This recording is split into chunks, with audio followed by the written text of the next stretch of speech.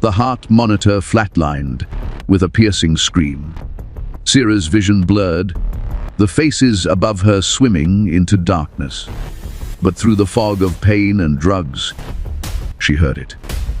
Crystal clear. The voice of the woman holding the syringe. "He never loved you, Sierra. He signed your death warrant an hour ago. Doctor." Chloe Richards smiled as she pressed the plunger. This wasn't a complication. This was murder. And Sierra's billionaire husband was standing right outside the door, checking his watch, waiting for her to die. But what Liam Sterling didn't know, the janitor mopping the floor behind him wasn't really a janitor. The cameras hidden in the delivery room were recording everything.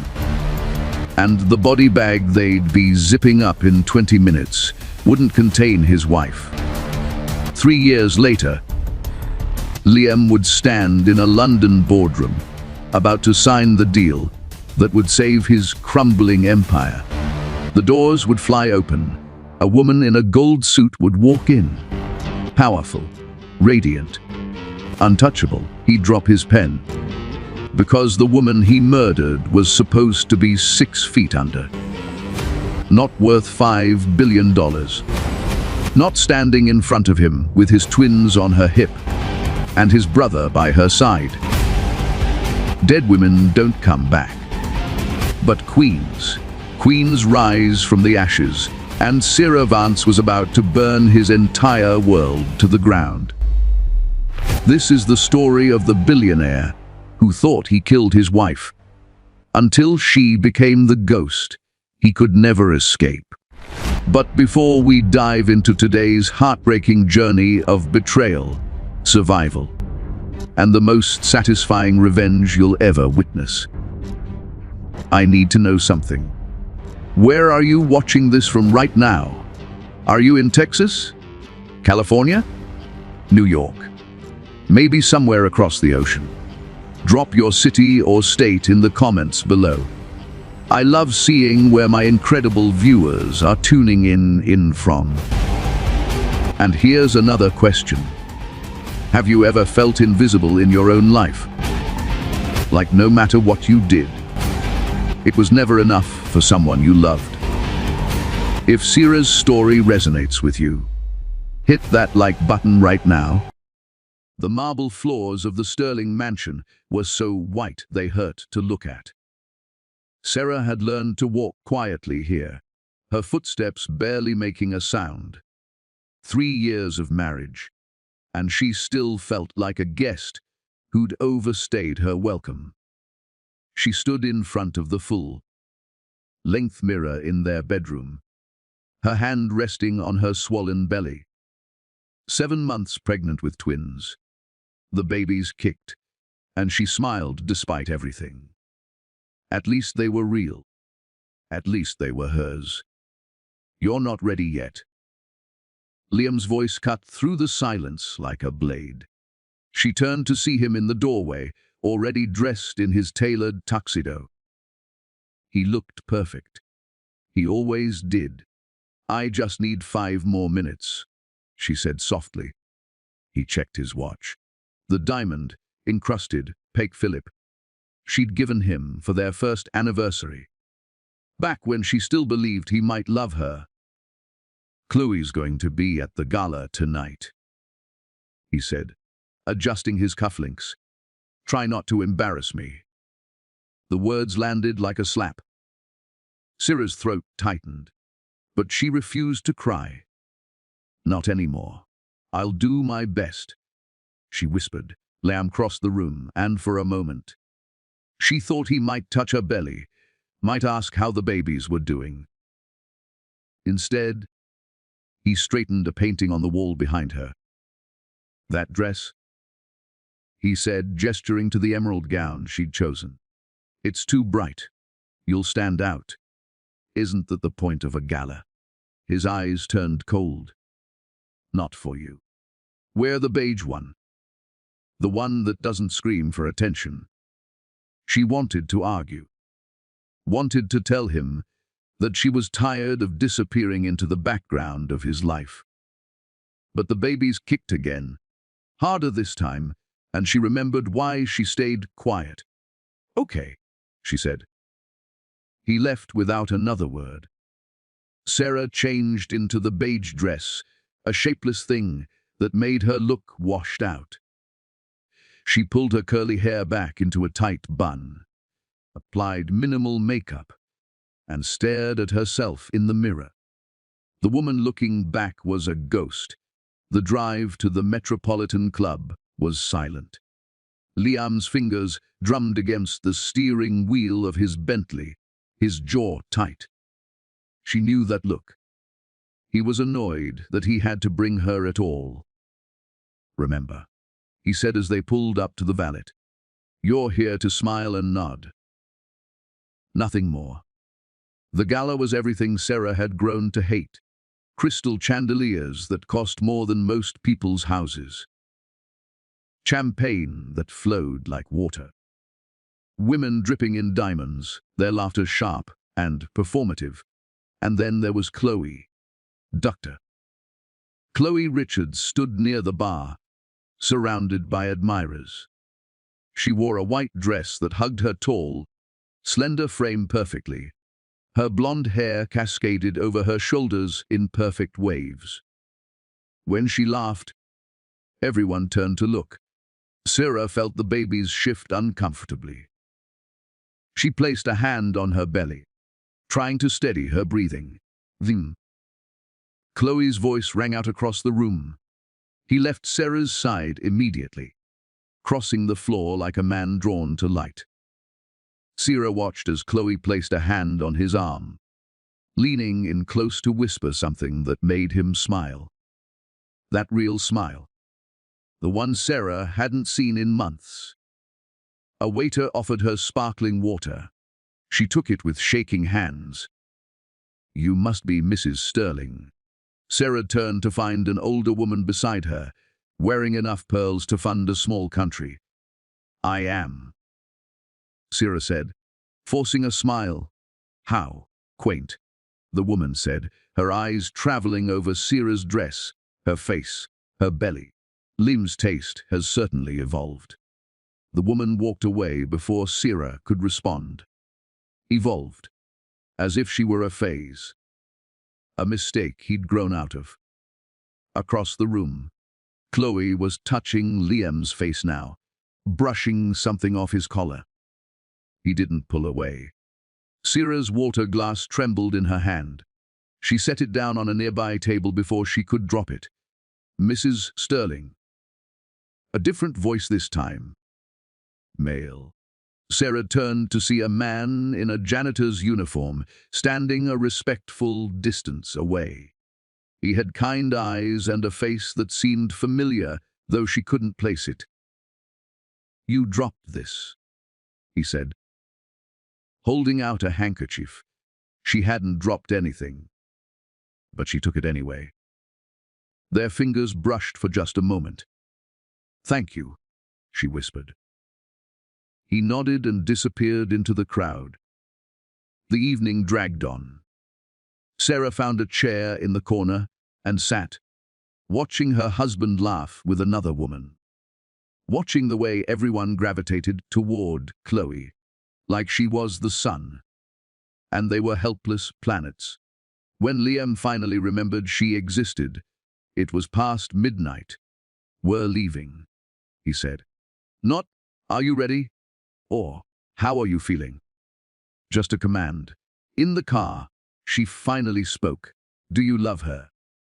The question hung in the air between them. Liam didn't answer right away. He kept his eyes on the road, his jaw working like he was chewing on glass. "That's a stupid question," he said finally. "Is it?" He pulled the car over so abruptly that her seatbelt locked. They were on a quiet street, away from the lights of the city.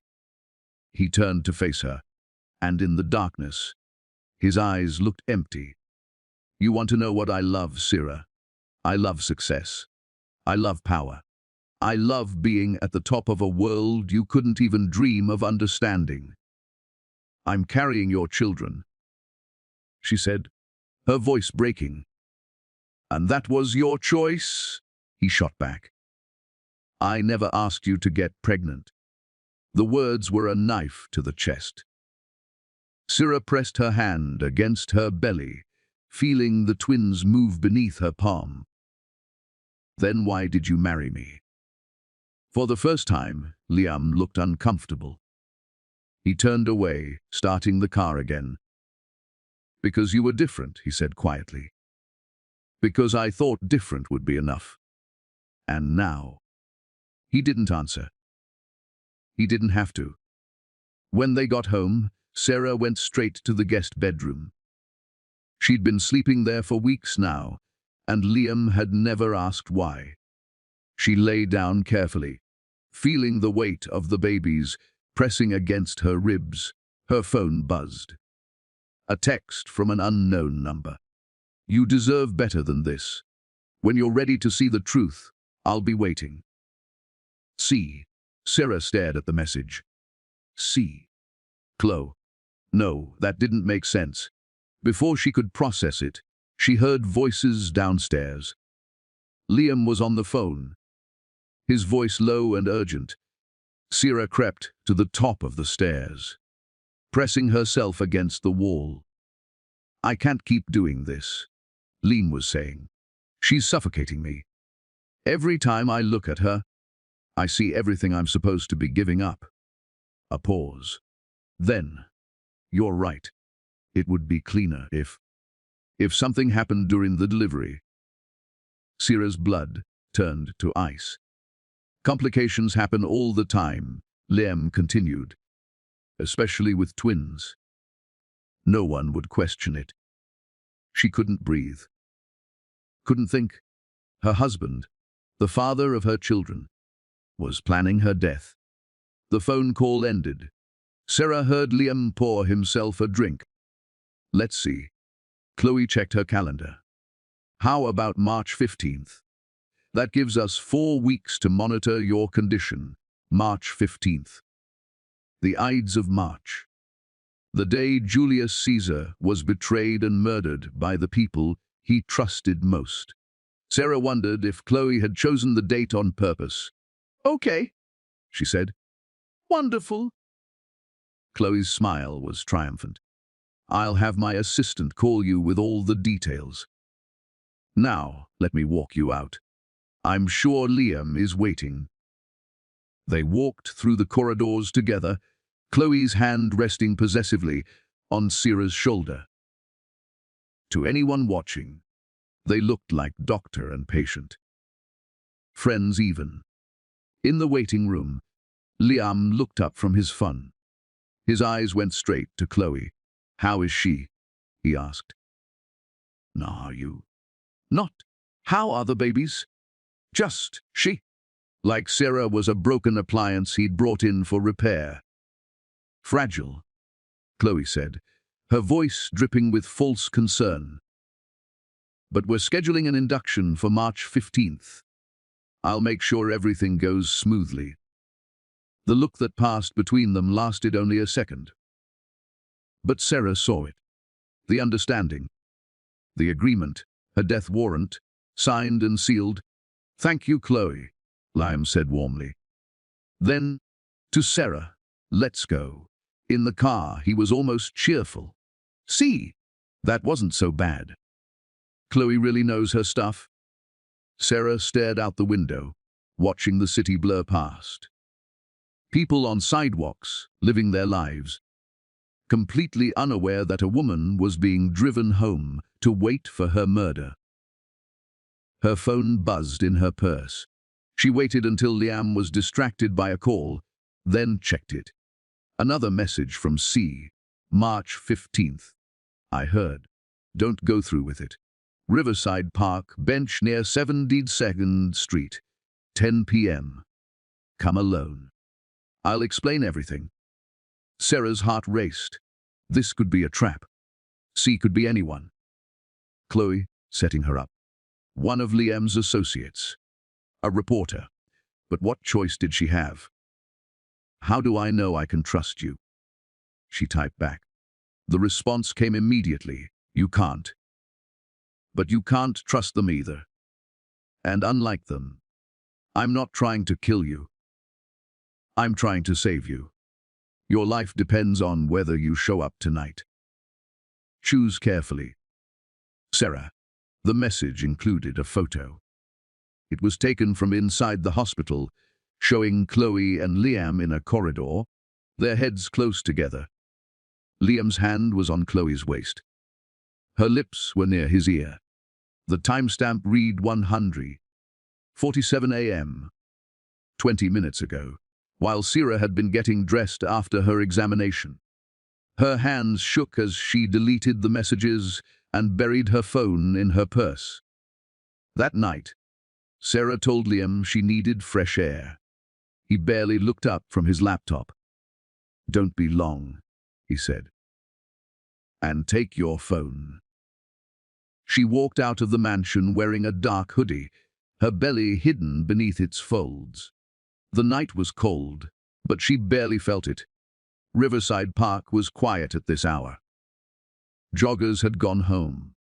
Dog walkers were few and far between. Sarah found the bench near 72nd Street and sat down, her heart hammering. 10 p.m. came and went. Nothing. 105. Still nothing. She was about to leave when someone sat down beside her. She turned, expecting a stranger. Instead, she found herself looking into eyes that were startlingly familiar. The same ice blue as Liam's. The same sharp cheekbones. But where Liam's face was cold, this man's held warmth. "Hello, Sarah," he said quietly. "I'm Caleb, Liam's brother. And I'm going to tell you exactly how they're planning to kill you." Sarah couldn't breathe. "Liam had a brother." "That's impossible," she whispered. "Liam told me he was an only child." Caleb's laugh was bitter. "Of course he did. Easier to pretend I never existed than explain why the family exiled me." He wore workers' clothes, the same janitor uniform she'd seen at the gala. Now that she looked closely, she could see the resemblance. Same jawline, same build. But where Liam carried himself like royalty, Caleb seemed comfortable being invisible. "I don't understand," Sarah said. "Why would they exile you?" "Because I refused to become what they wanted, a ruthless businessman with no conscience. So they erased me from the family. Took away my trust fund, my name, everything." He looked at her directly. "But they couldn't take away my ability to watch, to wait." Sarah's hands were shaking. "How long have you been watching?" "Since you married him. I knew Liam would eventually show his true colors. I just didn't expect him to plan murder." The word hung between them like poison. "Tell me," Sarah said, her voice stronger than she felt. "Tell me everything." Caleb pulled out a phone, tapped a few times, and handed it to her. A video played. Security footage from the hospital corridor. No sound, but the body language was clear. Liam and Chloe, standing close. Chloe's hand on his chest, their lips moving urgently. Then Chloe pulled something from her pocket. A syringe. She held it up, demonstrating something. Liam nodded. The video ended. "I've been working as a janitor at that hospital for 6 months," Caleb explained. "I have access to areas most people don't notice. I've heard things, seen things. Why help me?" Sarah asked. "You don't even know me." "Because you're carrying innocent lives. Because my brother has become a monster. And because someone needs to stop him before he destroys everything he touches." Caleb's voice was intense. "I couldn't save my parents from his manipulation. But I can save you?" Sarah looked down at her belly, where the twins were moving. What are they planning? During the induction on March 15th, Chloe will tell you there's a complication. She'll say she needs to give you something to stabilize your blood pressure. But it won't be medicine. It'll be a sedative, strong enough to make your heart stop. With twins and your elevated blood pressure, it'll look like natural causes. Maternal cardiac arrest. The clinical way he described it made Syrah's stomach turn. She's a doctor. Syrah protested weakly. She took an oath. She's a woman obsessed with status and money. Liam promised her both. A quick divorce settlement with you, dead means he keeps his fortune. They get to be together without the mess of adultery or custody battles. I could go to the police, Syrah said. With what evidence? A video of them talking. That proves nothing. And Liam's lawyers would bury you before you could blink. Caleb leaned forward. No, Syrah. We need to be smarter than that. I told you. I'm here to help. But you need to trust me. Trust. That word again. Syrah had trusted Liam. Trusted that love would be enough. Look where that had gotten her. What do you want me to do? She asked. For now, nothing. Act normal. Keep the appointment on March 15th. You want me to walk into my own murder. I want you to let them think they've won. I'll be there, Syrah. I've already planted equipment in the delivery room. Cameras. Recording devices. When Chloe administers that injection, we'll have everything on tape. Then we switch you out. Switch me out. How? Caleb smiled for the first time. Medical mannequins are incredibly realistic these days, especially in the chaos of a coded patient. I'll have one ready. When your heart stops, I'll swap you out, get you to safety. Let them think you're dead. It sounded insane, like something from a movie. And the babies. Syrah's voice cracked. They'll be born healthy before any of this happens. I'll make sure of it. You'll deliver them naturally, probably quickly. Twins often come fast. Once they're out and safe with the nurses, that's when Chloe will make her move. That's when we make ours. Syrah wanted to believe him. Wanted to believe there was a way out of this nightmare that didn't end with her children. Growing up without a mother. Why should I trust you? She asked again. Caleb reached into his jacket and pulled out a worn photograph. It showed two boys, maybe 8 and 10 years old. They were laughing, arms around each other's shoulders. One had light hair, one had dark, but their smiles were identical. The restaurant was one of those places where they don't list prices on the menu, where the waiters remember your name and your favorite wine. Liam had proposed to Syrah here 4 years ago. She remembered everything about that night.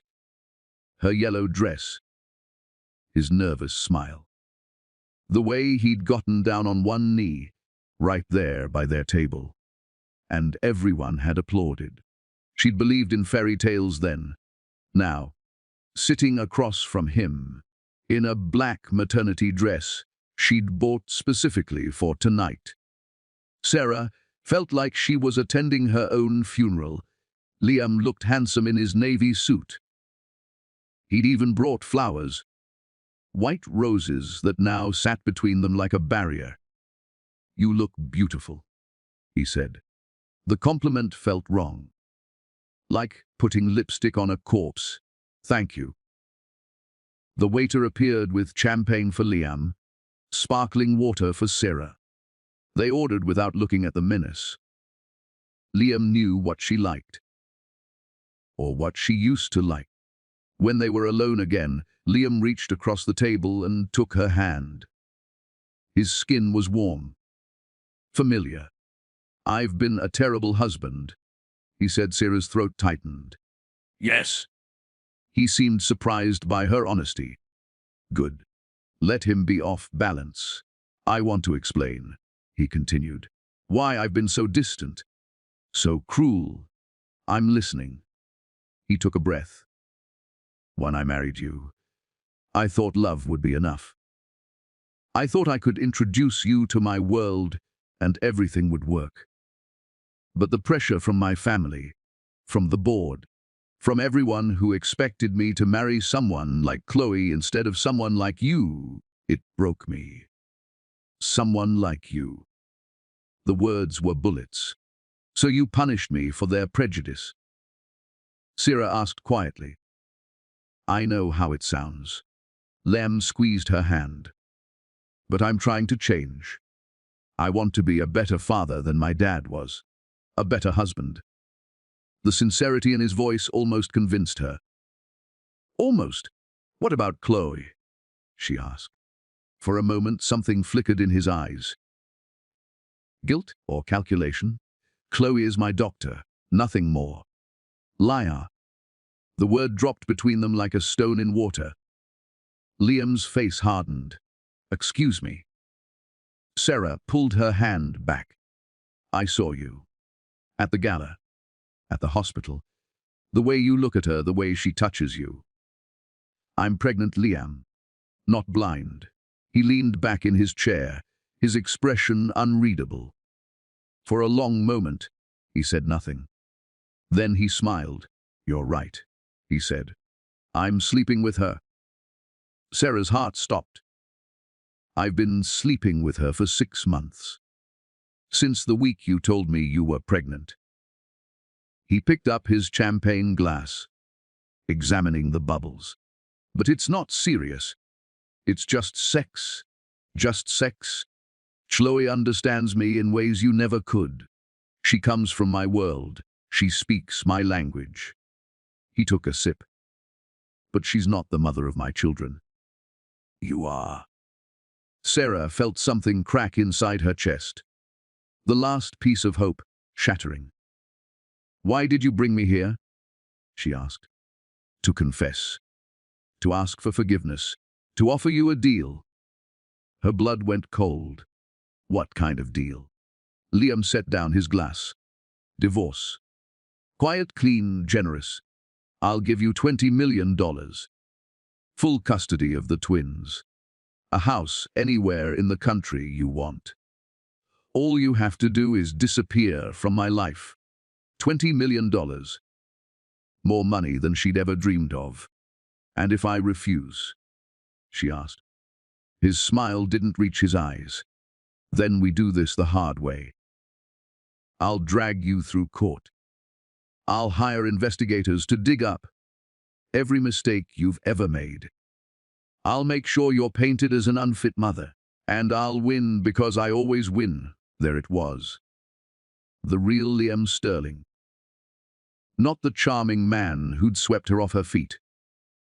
Not even the cold stranger he'd become. This was the monster beneath it all.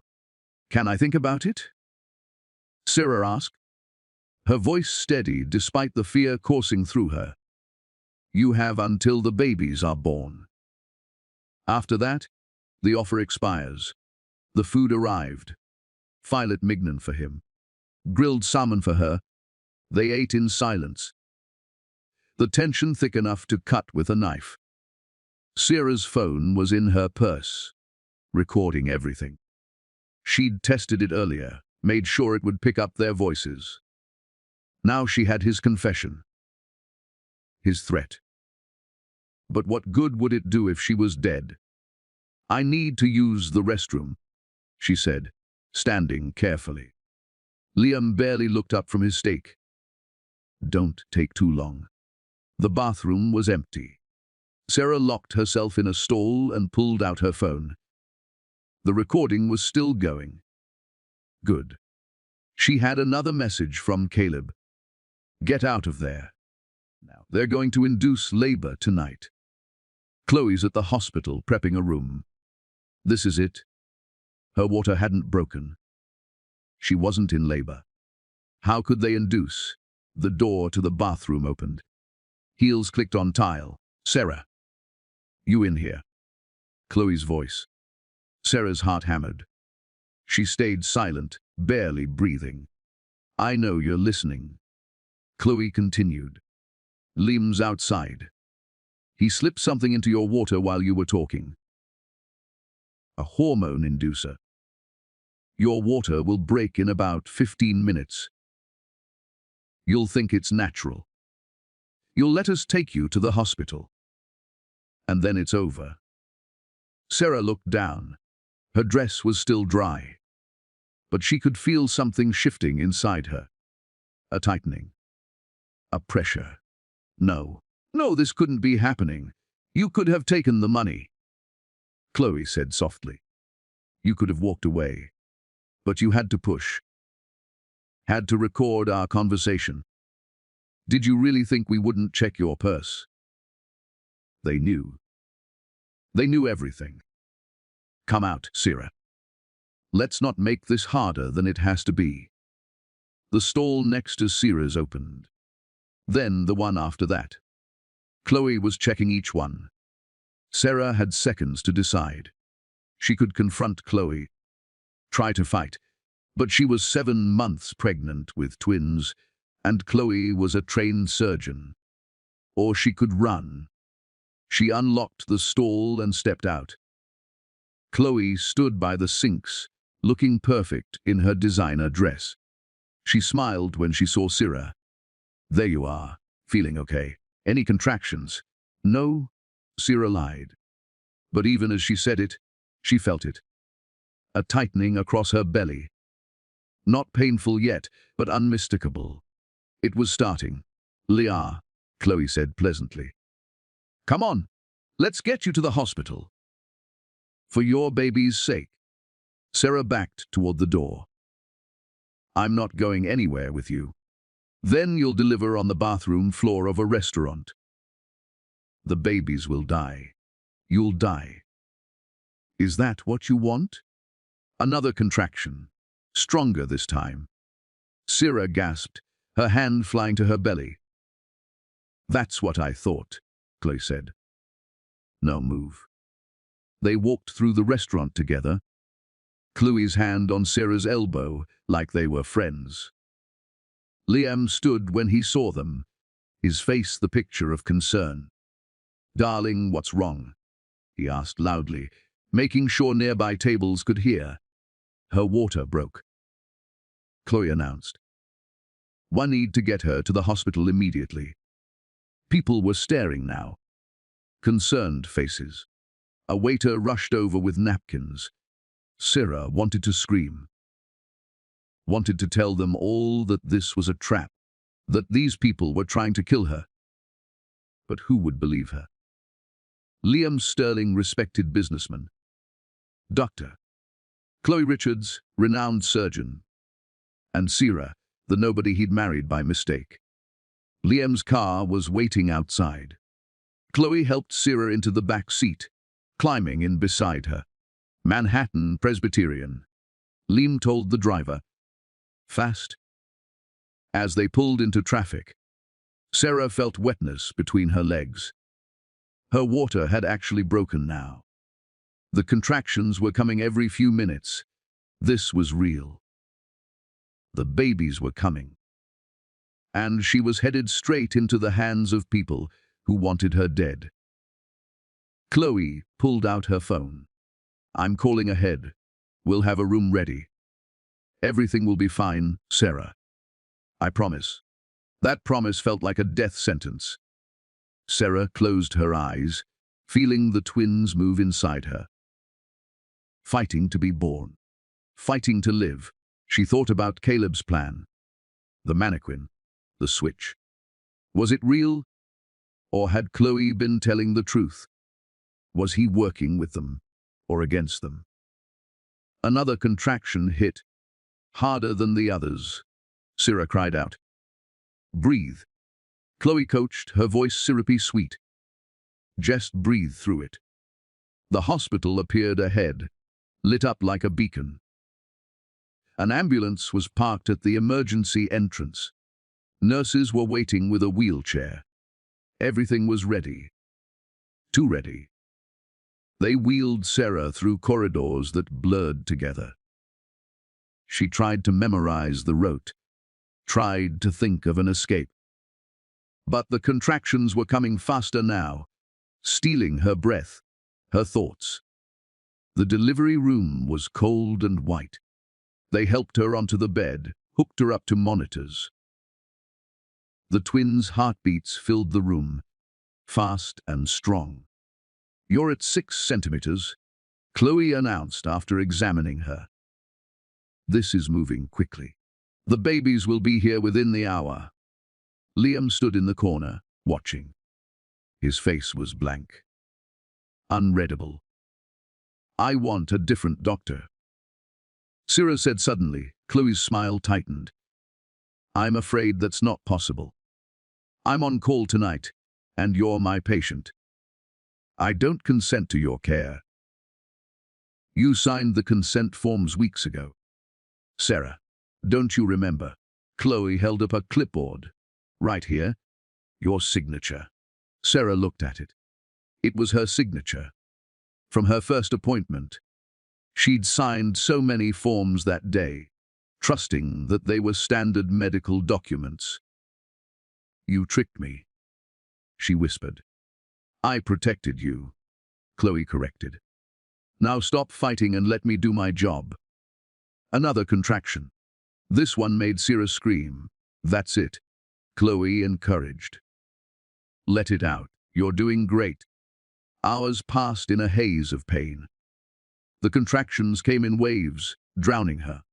She was vaguely aware of nurses coming and going, of Liam stepping out to take a call, of Chloe's hands, always there. "Checking, measuring, 9 centimeters," Chloe announced. "Almost there." Sarah was exhausted. Every muscle in her body was screaming, but she couldn't give up. Not yet.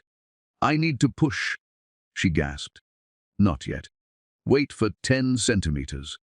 But her body had other ideas. The urge to push was overwhelming. "I can't wait," Sarah cried. On the next contraction, push. The contraction came like a tsunami. Sarah pushed with everything she had. "I see the head," a nurse exclaimed. "Keep going." One more push. Then another. And then, suddenly, a cry filled the room. High and strong and perfect. "It's a boy," Chloe announced, holding up a tiny, wriggling infant, Sarah's son, her baby. They placed him on her chest for just a moment before whisking him away to be cleaned and checked. Sarah wanted to hold him longer, wanted to memorize every detail of his face. "One more to go," Chloe said. "You're doing amazing." The second twin came faster, 3 pushes, and suddenly there was another cry. Another perfect baby.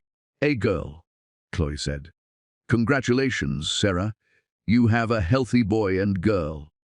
Tears streamed down Sarah's face. Her babies. They were real. They were here. They were perfect. For one beautiful moment, everything else faded away. The fear, the betrayal, the plan. None of it mattered. Her children were alive. Then Chloe's expression changed. "We have a problem," she said loudly. "She's hemorrhaging. I need to stop the bleeding." Sarah looked down. There was blood. A lot of blood. But was it normal post-delivery bleeding or something else? "Give me the Pitocin." Chloe ordered a nurse. The nurse handed her a syringe. Chloe filled it with clear liquid from a vial. But as she turned, Sarah saw her slip something else into the syringe. Something from her pocket. Another vial, smaller, unlabeled. This was it, the moment Caleb had warned her about. "Wait," Sarah said. "what is that?" "Just medicine to stop the bleeding," Chloe said smoothly. "You'll feel a little sleepy, but that's normal." She moved toward Sarah's eye line. Sarah's hand shot out, grabbing Chloe's wrist. No. Sarah, you're losing blood. If I don't give you this, you'll die anyway. Then let me die without you killing me. For a second, Chloe's mask slipped. Pure hatred flashed across her face. Then the lights went out. The entire delivery room plunged into darkness. Emergency lights kicked in, casting everything in red. Alarms bled. In the chaos, Sarah felt hands on her. Different hands. Gentle but urgent. "I've got you," a voice whispered. Caleb's voice. She felt herself being lifted, moved. There was shouting. Chloe screaming orders. Nurses running. And then, nothing. "That's me and Liam," Caleb said softly. "Before our father decided, I wasn't sterling material. Before Liam learned that love was weakness. We used to protect each other. Now I'm protecting you from him." Sarah studied the photo. The little boy who would become her husband looked happy. Carefree. When had that changed? "I need to think," she said. "You have until March 15th. But Sarah, if you don't show up, if you try to run on your own, they'll hunt you down. Liam has resources you can't imagine. Your only chance is to play dead, literally." He stood to leave, then paused. "One more thing. Don't tell anyone about me. Not your friends, not your family. The fewer people who know, the safer you'll be." "I don't have friends anymore," Sarah said quietly. Liam made sure of that. Something like pity crossed Caleb's face. "Then we're all you've got. Me and those babies."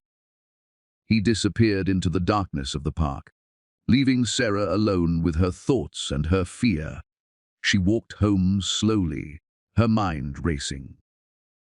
The mansion was dark, except for Liam's study. She could see his silhouette through the window, on the phone again. Probably with Chloe, planning her death like it was just another business deal. Sarah went to the guest room and locked the door. She pulled out a notebook she'd hidden in her nightstand and started writing. Everything Caleb had told her. Every detail. If something went wrong, if this was all a trap, at least there would be evidence. Her phone rang. Unknown number. She answered it without thinking. "Did you meet him?" Chloe's voice was silk over steel. Sarah's blood froze. "What? Caleb? Did you meet Liam's pathetic excuse for a brother?" How did she know? "I don't know what you're talking about," Sarah managed.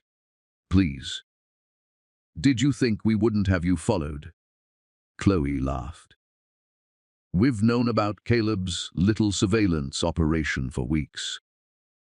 We've been feeding him information, Sarah. Letting him think he's so clever. No. The mannequin switch. The recordings. It's all bullshit. Just a story to keep you compliant until March 15th.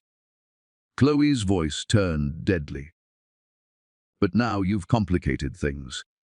Now we know you'll fight back. So we're moving up the timeline." "What do you mean?" "I mean your water's going to break tomorrow morning. You'll come to the hospital in a panic. I'll deliver those babies 2 weeks early. And you'll die in childbirth, surrounded by witnesses who'll swear I did everything I could to save you." The line went dead. Sarah sat frozen, her mind unable to process what had just happened. It was a trap, all of it. Caleb, the plan, everything. Or was it? What if Chloe was lying? What if she was trying to make Sarah panic, make a mistake? There was a knock on her door. "Sarah, you awake?" Liam's voice. She shoved the notebook under her pillow. "Yes." "Can I come in?" She hesitated, then unlocked the door. He stood there in his pajamas, looking almost human. Almost like the man she'd thought. "I've been thinking," he said. "About us. About how I've been treating you." Hope fluttered in her chest, desperate and foolish. "And," she whispered, "and I think we should talk. Really talk. Tomorrow night. Just you and me. A proper dinner like we used to have. It could be genuine. A moment of clarity. A chance to fix what was broken. Or it could be part of the trap." "Okay," she said, because what choice did she have? Liam smiled. That real smile. The one that had made her fall in love with him in the first place. "Good. Sleep well, Sarah." He closed the door. She heard his footsteps fade down the hallway. Sarah pulled out her phone with shaking hands. She had 2 messages. One from Caleb. "Don't trust them. Whatever they told you, it's a lie. Stick to the plan." One from an unknown number. "Your babies will be born healthy. You won't live to see them grow up. Sweet dreams." Sarah. She sat on the edge of the bed, her hands on her belly, feeling the twins move beneath her palms. Strong kicks. Fighting kicks. They wanted to live.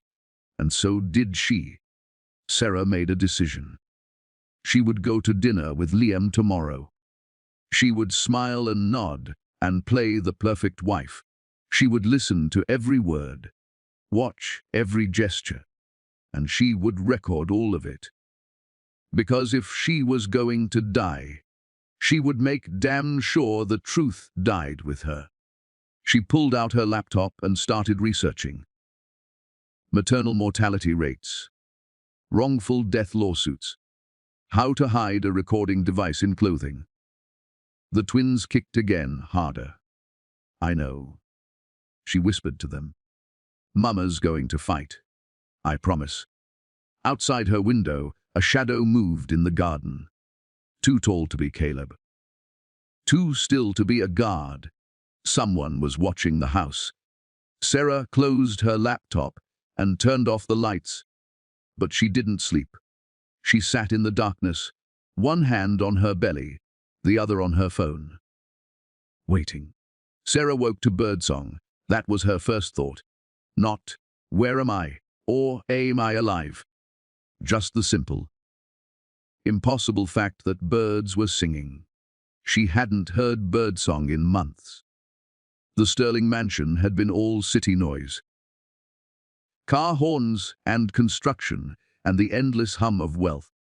Her eyes fluttered open. Wooden ceiling beams. Sunlight streaming through gauze curtains. The smell of pine and fresh air.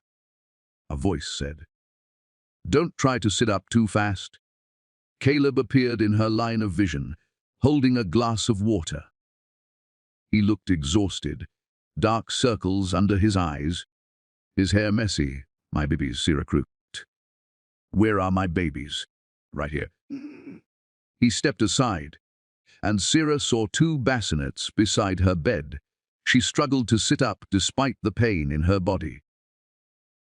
Caleb helped her, propping pillows behind her back. There they were, her son and daughter, sleeping peacefully. Perfect little faces. Tiny fists. They were breathing.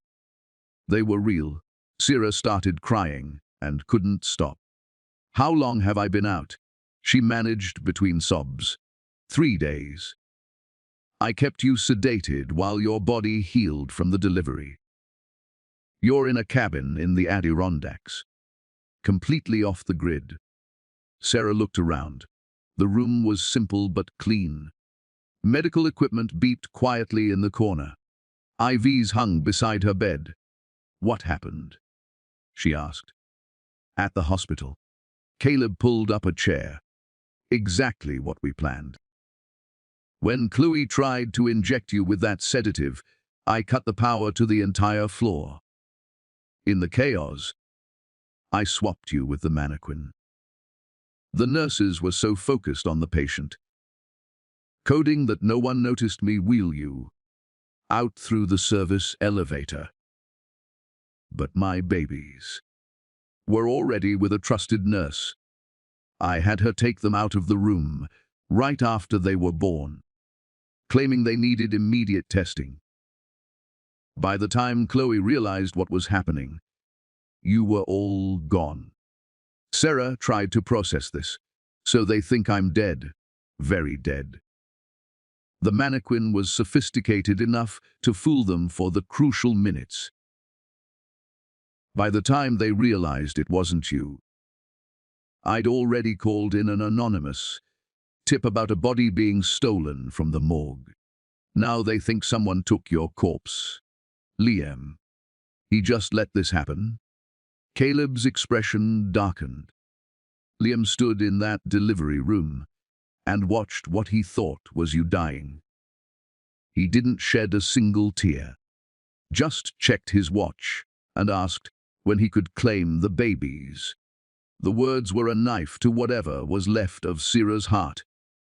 He wanted the twins, she whispered. His heirs. He planned to raise them with Chloe, tell them their mother died in childbirth. Turn them into little Sterlings. Caleb leaned forward. But that's not going to happen. Because you're alive. And we're going to make sure they pay for what they tried to do. Sarah looked at her sleeping children. Her son had Liam's nose. Her daughter had her curls. They were half her, half him. Beautiful and innocent and unaware that their father had tried to kill their mother. I need to feed them, she said. The nurse showed me how to bottle feed. They've been eating well. But if you're ready, you can try breastfeeding now. With Caleb's help, Sarah held her daughter first. The baby latched immediately, and Sarah felt something click into place. This was right. This was what mattered.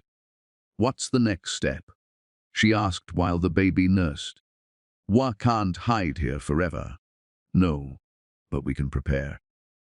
I've been building a case for 3 years, Sarah. Financial records showing Liam's embezzlement. Evidence of his affair with Chloe. And now, we have the attempted murder. But we don't have proof. It's my word against theirs. Caleb smiled. Actually, we have better than that. He pulled out a laptop and showed her a video. It was from the delivery room, shot from a hidden camera. The footage showed everything. Chloe filling the syringe, the second vial from her pocket, Sarah refusing the injection. Chloe's face, twisted with hatred. I told you I had cameras planted, Caleb said. This is just one angle. I have 6 others. Sarah watched her own, almost murder on screen, and felt nothing. She was numb, empty. When do we use it? She asked. Not yet. Right now. Liam thinks he won. He has a funeral planned for you next week. Closed casket, of course. He's playing the grieving widower perfectly. And Chloe, devastated doctor who tried her best to save her patient. They're already talking about getting engaged. Rage. Finally, Sarah felt something other than emptiness. Pure, burning rage. I want them to suffer, she said quietly. I want them to lose everything the way they tried to make me lose everything. They will. But we have to be smart. We have to rebuild you first. Rebuild me. Caleb stood and pulled back the curtains fully. Sunlight flooded the room. You died, Sarah. That person, the one who let Liam walk all over her, who apologized for existing, she's gone. We're going to create someone new. Someone powerful. Someone they'll never see coming. Over the next 3 months, Sarah became a different person. She healed physically first. The delivery had been traumatic, but her body was young and strong. Within weeks, she was walking the trails around the cabin, her twins strapped to her chest in a carrier. Then came the transformation. Caleb brought in tutors. A financial analyst who taught her how to read market trends. A lawyer who explained corporate law. A technology expert who showed her how to trace digital footprints. Sarah absorbed it all like a sponge. Every lesson was fuel for the fire burning inside her.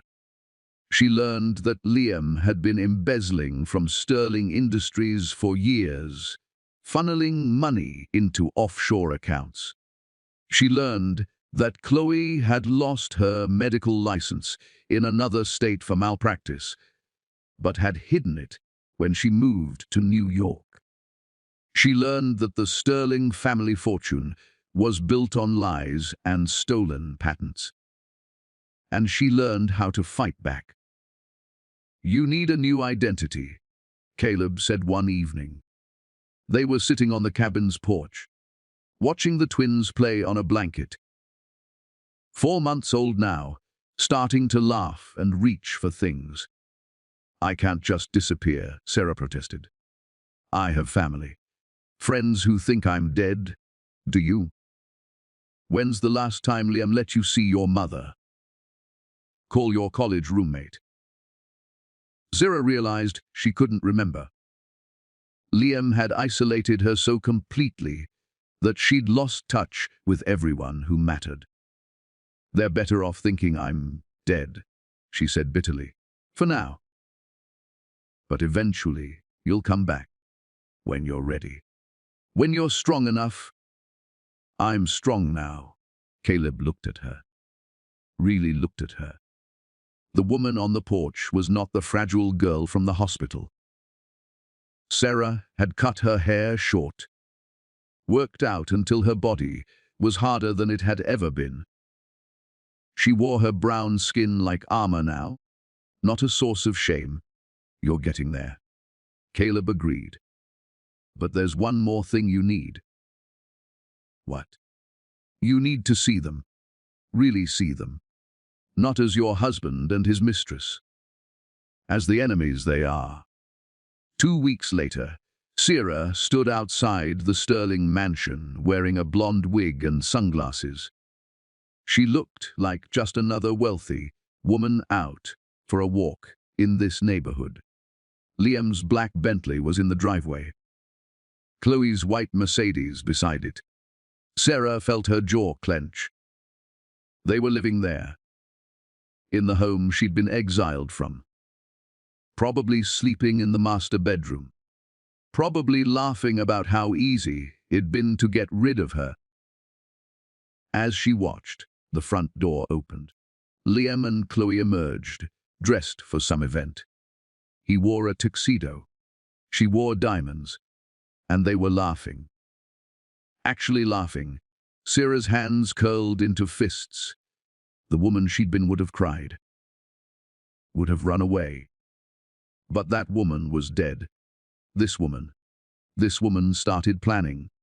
She pulled out her phone and took photos. Liam's hand on Chloe's waist. Chloe kissing his cheek. Evidence of their relationship, timestamped just 3 months after Sarah's death. Then she walked away, her mind already working through the details of her revenge. Back at the cabin, Caleb had news. Sterling Industries is preparing to go public. The IPO is scheduled for 6 months from now. If it succeeds, Liam will be worth billions. Then we make sure it fails, Sarah said. How? She smiled. It wasn't a kind smile. We expose everything. The embezzlement, the offshore accounts, the affair with an employee. We destroy his reputation so completely that no investor will touch him. That's risky. He'll come after us. Let him try. He thinks I'm dead. He'll never see me coming. But Caleb shook his head. Not good enough. Destroying his company hurts him financially, but it doesn't make him suffer. Not really. We need something bigger. Like what? We need to take everything. his company, his reputation, his freedom. Caleb's eyes gleamed. We need to become players in his world, build something big enough to crush him from the inside. Sarah looked at her twins, sleeping peacefully in their bassinets. They deserved a mother who could protect them, who could give them a future without fear. "Then that's what we'll do," she said. "How long will it take?" 3 years, maybe 4. We'll need to build a company from scratch, establish you as a major player in the tech world. Make Liam come to you. 3 years felt like forever, but it also felt right. "Let's get started," Sarah said. What she didn't know was that Liam was already suspicious, already asking questions about what had happened in that delivery room.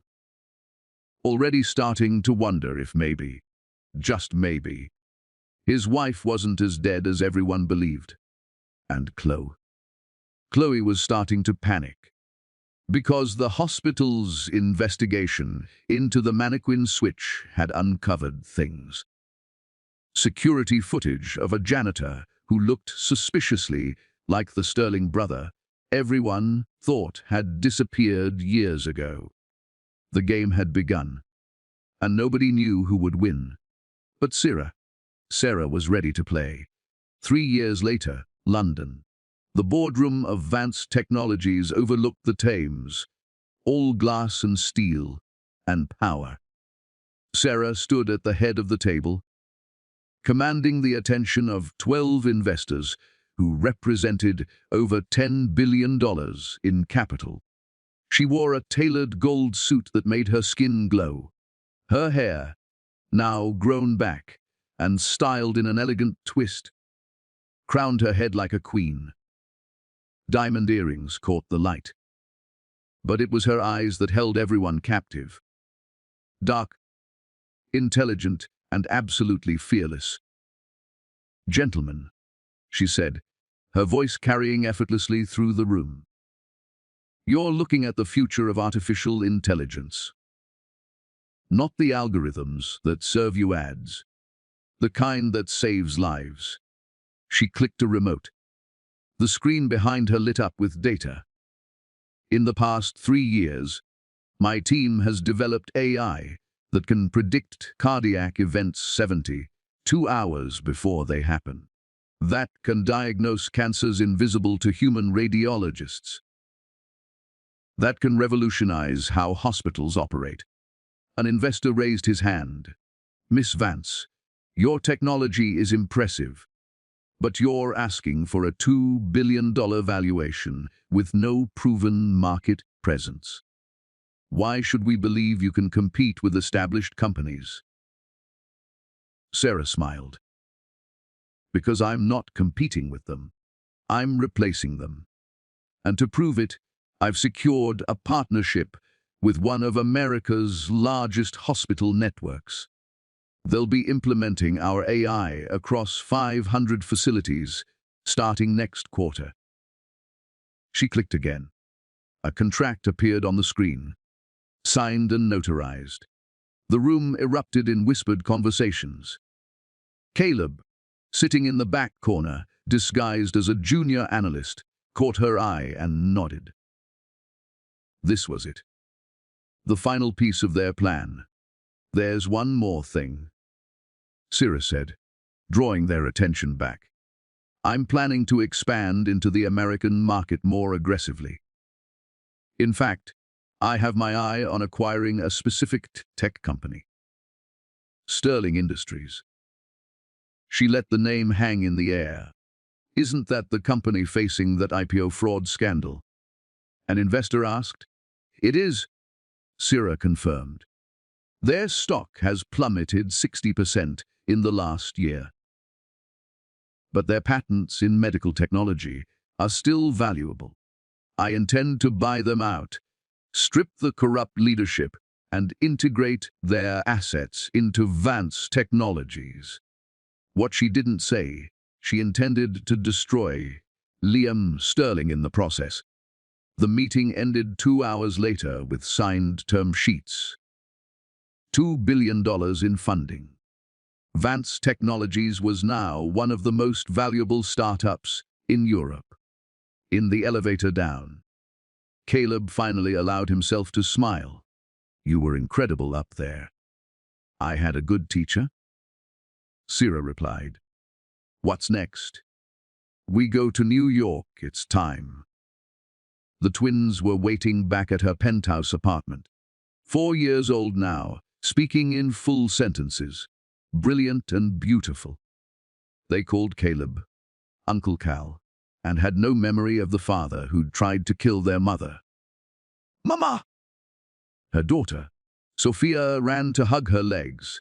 "Did you get the money?" Sarah laughed. "I did, baby."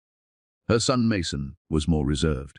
He looked up from his coloring book with Liam's ice blue eyes. "Can we go to America now?" he asked. "You promised." "Soon," Sarah said, kneeling beside him. "Very soon." That night, after the children were asleep, Sarah stood on her balcony overlooking the city. Caleb joined her with 2 glasses of wine. "Are you ready for this?" he asked. "Once we go back, there's no turning back." "I've been ready for 3 years. Lim's not stupid. Eventually he'll figure out who you are. Let him. I'm not the girl he married. I'm not even the woman who escaped that hospital. I'm something he can't comprehend. And when he finally realizes it, it'll be too late." They flew to New York the following week. Private jet, first class all the way. The twins were thrilled by everything, their faces pressed to the windows as the city came into view. Sarah had arranged to stay in a penthouse at the plaza. Not to show off. To remind herself how far she'd come. The first order of business was a meeting with Sterling Industries' interim CEO. Liam had been forced out 6 months ago when the fraud investigation revealed his embezzlement. He'd managed to avoid prison through expensive lawyers, but his reputation was destroyed. The meeting was scheduled for 10 a.m. at Sterling Tower. Sarah arrived exactly on time, flanked by Caleb and her lawyer. The interim CEO was a nervous man in his 50s. He practically bowed when she entered. "Miss Vance, it's an honor. Your reputation precedes you. Thank you. Shall we discuss terms?" The acquisition negotiation took 3 hours. Sarah's team had done their homework. They knew every weakness in Sterling's financials, every skeleton in the corporate closet. "I'll need to speak with Mr. Sterling," the CEO stammered at one point. "He still owns 40% of the shares." "Then get him on the phone," Sarah said calmly. The CEO dialed. "Put it on speaker." "What is it?" "Richard." Liam's voice came through, annoyed and sharp. Sarah's heart didn't even skip a beat. "Mr. Sterling, we have an offer for acquisition. Vance Technologies from London. They're offering." "How much?" "800 million. Silence. "Then? That's insulting. My company is worth at least 2 billion. Sarah leaned forward. "Your company is worth whatever someone is willing to pay, Mr. Sterling. And right now, I'm the only buyer keeping you from bankruptcy." More silence. When Liam spoke again, his voice was ice. "Who is this?" "CEO of Vance Technologies. Perhaps you've heard of us." "Can't say I have. British startups are a dime a dozen." Sarah smiled at Caleb. "Well, this British startup is about to own your legacy. You have 48 hours to accept my offer. After that, I'll let Sterling Industries collapse and buy your patents from the bankruptcy court for pennies." She hung up before he could respond. "Miss Vance!" The CEO looked panicked. You can't just... I can, and I did. Get me his answer by Friday. As they left the building, Caleb was grinning. You just poked the bear. Good. I want him angry. Angry people make mistakes. What Sarah didn't know, Liam had recognized something in her voice. Not her identity, not yet, but something familiar that made his instincts scream. That night, he hired a private investigator. Find out everything about Serafina Vance. And I mean everything. Meanwhile, Sarah was having dinner with her children at a quiet Italian restaurant in Tribeca. Mason was telling her about a dinosaur book he'd read, his eyes bright with excitement. Did you know the T-Rex could eat 500 pounds in one bite? He said. That's incredible, sweetheart. Sophia tugged on her sleeve. Mama, who's that man staring at us? Sarah looked up. Across the restaurant, partially hidden behind a menu, was someone watching their table. Her blood ran cold. It was one of Liam's bodyguards. She recognized him from her time at the mansion. Uncle Cal, she said quietly. We have company. Caleb followed her gaze and immediately stood. I'll handle it. He crossed the restaurant. His posture casual, but his eyes hard. Sarah watched him lean down and whisper something to the bodyguard, who blanched and quickly left. When Caleb returned, he was smiling, but it didn't reach his eyes. What did you say to him? Sarah asked. That if he didn't leave immediately, I'd call the police and report him for stalking a woman with children. He won't be back. But the damage was done. Liam knew she was in New York. And if he was having her followed, it meant he was already suspicious. We need to move faster, Sarah said. The acquisition won't close for at least a month. Then we don't wait for the acquisition. We go directly for the throat. Back at the plaza, after the children were asleep, Sarah pulled out a file she'd been building for 3 years. Everything she knew about Liam's crimes. The embezzlement, the offshore accounts, the attempted murder. But there was one piece missing. One thing that would guarantee his destruction. We need Chloe to confess, she said. Caleb frowned. She'll never do that. She's too smart. Everyone has a breaking point. We just need to find hers. It turned out Chloe's breaking point was her career. Sarah discovered that she'd applied for a position as chief of surgery at New York Presbyterian. Her dream job, the pinnacle of her profession. And Sarah was on the hospital's board of directors. Under a different name, through a shell corporation. But she had a vote.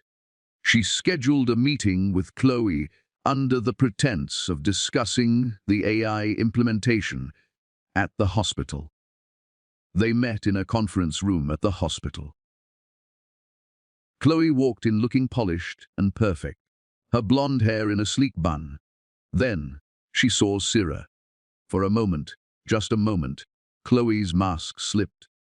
Her face went white. Her hand gripped the edge of the table. Hello, Chloe, Sarah said pleasantly. Surprised to see me? Chloe recovered quickly. I'm sorry, do I know you? No. But you killed me once, or tried to. The color drained completely from Chloe's face. Sarah! In the flesh, or should I say, back from the dead. Chloe sank into a chair, her hands shaking. This is impossible. You died. I watched you die. You watched a mannequin die. I've been very much alive, building an empire, raising my children, preparing for this moment. Your children. Chloe's eyes went wide. The twins, they're alive too, and thriving. No thanks to you. Chloe's lawyer instincts kicked in.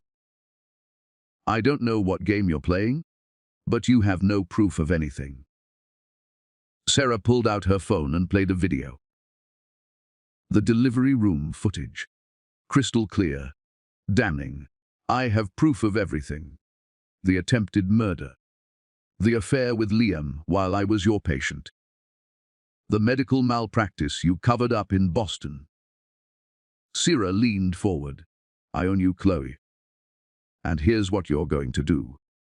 24 hours later, Chloe Richards walked into FBI headquarters in Manhattan and confessed to attempted murder, conspiracy, and medical fraud. She gave them everything. Audio recordings of her conversations with Liam. Financial records of payments he'd made to her. Evidence that he'd planned the whole thing. And just like that, the trap snapped shut. Liam Sterling was arrested at his penthouse at 6 a.m. on a Thursday morning. Federal agents. Cameras everywhere. His neighbors watching from their doorways. The fall of a titan. Sarah watched it on the news from her hotel room, her children still sleeping peacefully. She felt nothing. No satisfaction. No joy. Just a hollow sort of relief. It's over, Caleb said beside her. No, Sarah corrected. It's just beginning. The courthouse was packed. Press cameras lined the steps. People had camped out overnight to get seats in the gallery. The trial of Liam Sterling was the most sensational case in years. Sarah sat in the back row, wearing a black suit and oversized sunglasses. Nobody recognized her. Why would they? Everyone thought Serafina Vance was a British tech mogul. Nobody connected her to the dead wife. Until today. Liam looked smaller somehow, diminished in his orange jumpsuit. His hands were cuffed. His legendary confidence was gone, replaced by something that looked almost like fear. Good, Sarah thought. The prosecution had built an airtight case. Embezzlement. Fraud. Conspiracy to commit murder. Chloe's testimony had been devastating. She'd cried on the stand, painting herself as a victim of Liam's manipulation. Sarah didn't buy it for a second. Chloe had been a willing participant. But her deal with the prosecutors was solid. Testify against Lam. Serve 5 years instead of 20.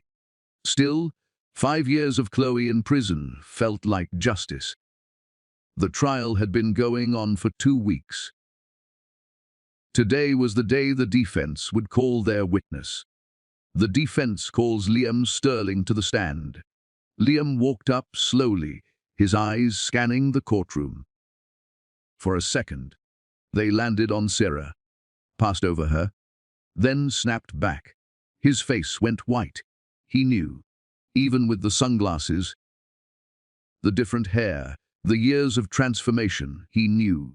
His lawyer had to repeat the first question twice before Liam answered. His eyes never left Sarah's face. Mr. Sterling, did you conspire to murder your wife? Liam said, but his voice cracked. Did you have an affair with Dr. Chloe Richards? Yes, but did you embezzle money from Sterling Industries? Liam's jaw clenched. The financial irregularities were misunderstandings. Creative accounting, not theft. Did you love your wife? The question hung in the air. Liam's eyes were still locked on Sarah. I thought I did, he said quietly. But I was wrong about everything. During the recess, Sarah stood to leave. She'd seen enough. But as she reached the hallway, someone grabbed her arm. Lam. He'd somehow slipped away from his guards for just a moment. His face was desperate, terrified. Sarah, he whispered. It's you. It's really you. She removed her sunglasses, let him see her eyes, the eyes that had once looked at him with love. Now they were cold as diamonds. "Hello, Liam? How?" "The hospital said you died. We buried an empty casket. You thought you'd killed me. You tried to, at least. But I'm harder to kill than you thought." His hands were shaking.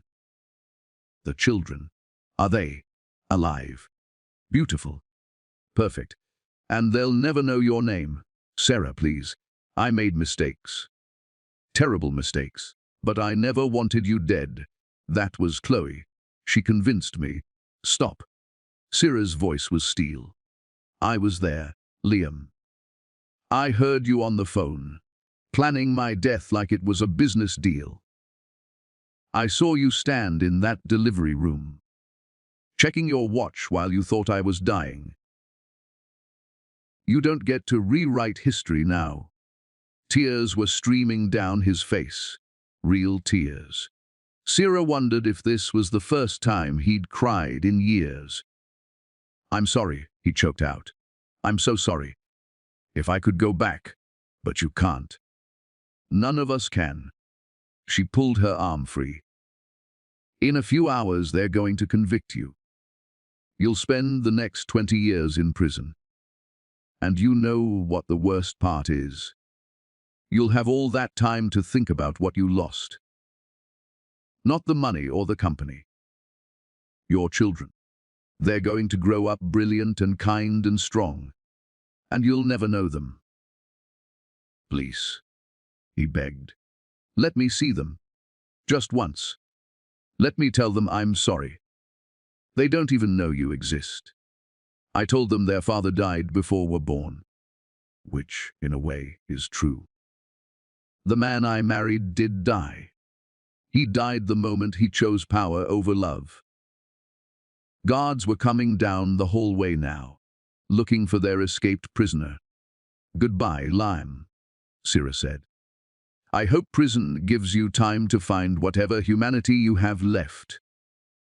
She walked away, her head held high. Behind her, Liam collapsed to his knees, sobbing.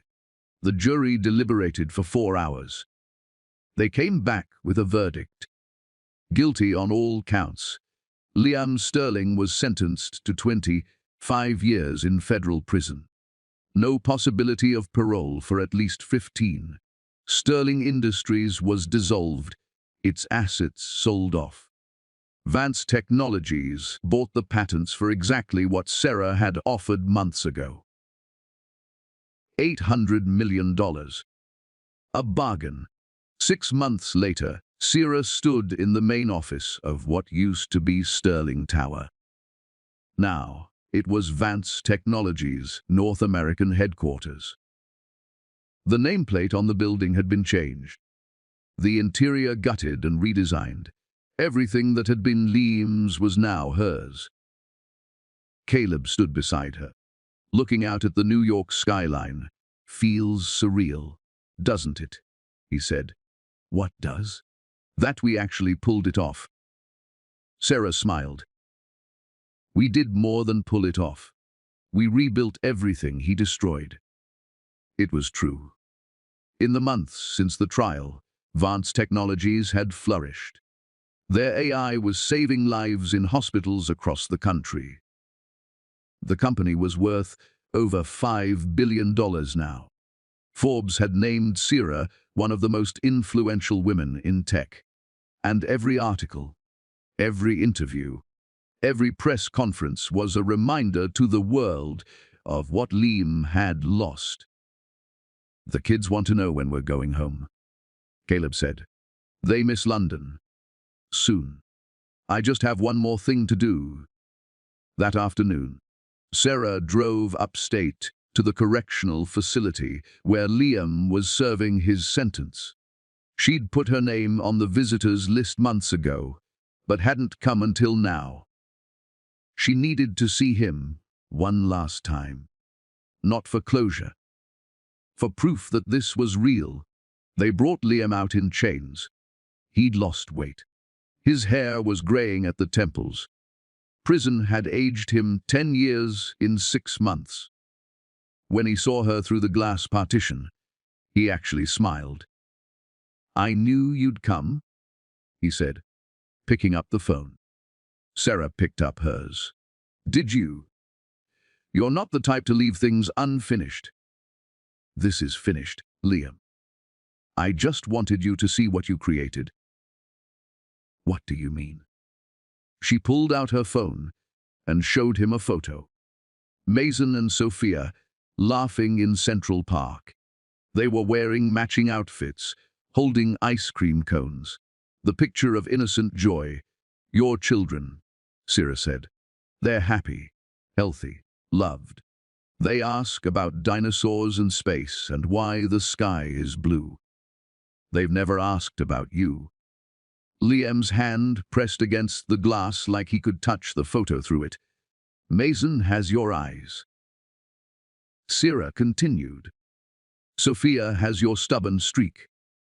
Sometimes I see you in them, and it makes my heart ache. Not because I miss you, because I have to work every day to make sure they don't become like you." "Sarah, I'm teaching them that money isn't power, that kindness isn't weakness, that the color of someone's skin doesn't determine their worth." Her voice was steady, unflinching. "Everything you never learned, they will know by heart. Can I write to them?" "No, please. I'm begging you. Let me be part of their lives, even just letters. I'll never ask for anything else." Sarah stood up. "You had your chance to be a father. You chose murder instead. Now you get to live with that choice." "Sarah, wait. Do you know what the saddest part is?" she asked. "If you had just loved me, even a little bit, we could have had everything. A real family, real happiness. But you couldn't see past your own ego long enough to realize what you had." She hung up the phone. Liam was screaming something on the other side of the glass, but she couldn't hear it. Didn't want to. She walked out of the prison and drove back to the city, leaving him locked in his cage. 2 years later, Sarah's company went public. The IPO raised $16 billion, making her one of the wealthiest women in the world. She split her time between London and New York. Now, the twins were thriving in an international school, speaking 3 languages and winning science fairs. Caleb had found happiness too. He'd started dating a human rights lawyer, someone who understood the importance of justice. They talked about starting their own family. One evening, Sarah was reading bedtime stories to the twins when Sophia asked the question she'd been dreading. "Mama, why don't we have a daddy?" Sarah set down the book. Mason was watching her too, his blue eyes curious. "You did have a daddy," Sarah said carefully. "But he couldn't be here with us? Did he die?"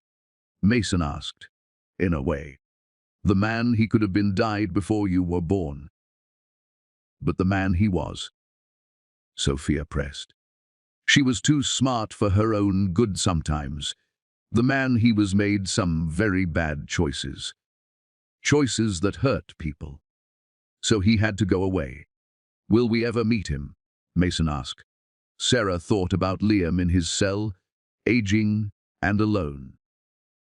Thought about the letters he still sent her, begging for a chance to know his children.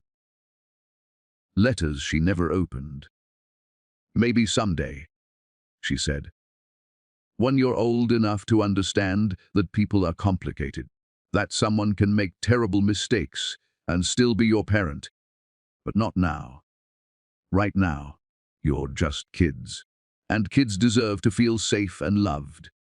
"We do feel safe," Sophia said, snuggling closer. "We have you and Uncle Cal. That's right. And that's enough." But was it? That night, after the children were asleep, Sarah opened one of Liam's letters. She'd saved them all, unopened, in a box in her closet. The handwriting was shaky. "Dear Sarah, I know you won't read this. You haven't read any of them. But I keep writing because it's the only thing keeping me sane in here. I dream about you every night. Not the woman you were when I destroyed you. The woman you've become. I see you on the news sometimes, so powerful, so confident.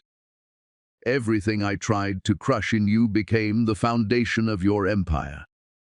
I was a fool. I know the twins are 6 years old now. I count every birthday I miss, every milestone. I wonder if Mason likes sports. If Sophia is artistic like you were, I wonder if they're happy. I hope they are. I hope you've given them everything I couldn't. I'm not asking for forgiveness. I don't deserve it. But I'm asking for one thing: when they're older, when they ask about me, tell them the truth. All of it. The good parts I buried and the terrible parts I embraced. Let them decide for themselves what I was. I love them. Sarah, I've never even met them, but I love them more than I ever loved anything in my life. More than the company. More than my pride. More than myself. I just wish I'd learned that before it was too late. Forever regretful, Liam. Sarah folded the letter carefully, put it back in the envelope, placed it in the box with all the others. Maybe someday she'd let the twins read them. When they were 18. When they could understand the weight of his choices and his regret. Or maybe she'd burn them all and let Lamb remain a cautionary tale. A ghost story about a man who had everything and threw it all away for nothing. She hadn't decided yet. What she had decided, she would keep building, keep growing, keep showing the world that a woman they'd tried to erase could rise higher than anyone imagined. She was no longer the girl from the suburbs who didn't belong under crystal chandeliers. She was the woman who owned the chandeliers, who built the house, who wrote the guest list, and no one, not Liam, not Chloe, not the ghosts of her past, could ever take that away. Sarah Vance stood at her window, overlooking a city that once intimidated her. Now it was just another place she'd conquered. She thought about her journey. From the terrified woman in the delivery room to the CEO commanding boardrooms. From the wife who apologized for existing to the mother who taught her children to take up space unapologetically. And she smiled, not because she'd destroyed Liam. Not because she'd won, but because she'd survived. And in surviving, she'd discovered something more valuable than revenge. She'd discovered herself. The end